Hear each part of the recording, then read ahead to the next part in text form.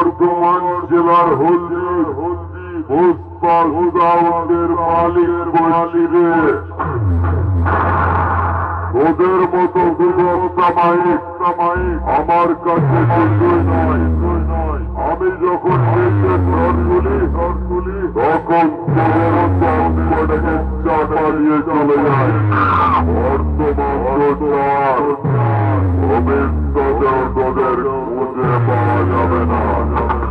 বুঝতে পারলি আমি কে?